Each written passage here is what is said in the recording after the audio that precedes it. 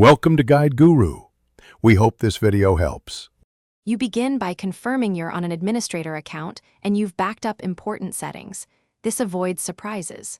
Once done, open Settings with Windows + I or via Start.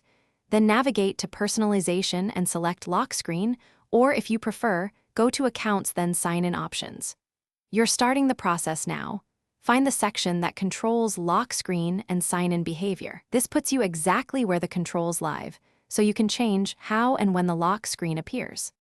You'll now change the actual settings. Under Sign-in Options, set Require Sign-in to never to stop immediate lock prompts after sleep.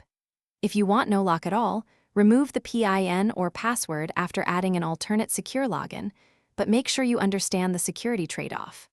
Once configured, for Pro editions, you can disable the lock screen via group policy. For Home, you may use a registry edit. Only proceed if comfortable and after a backup. These steps remove the lock stage in the sign-in flow. You finish by restarting or signing out to verify the lock screen is gone. Test waking from sleep and locking manually with Windows + L. If the lock still appears, make sure the group policy and registry changes saved correctly and that there's no third-party security app enforcing a lock. If problems persist, create a fresh admin user to isolate profile-level conflicts and transfer settings once confirmed. One key tip: if you edited the registry, restore your backup copy if unexpected behavior happens. Thanks for watching.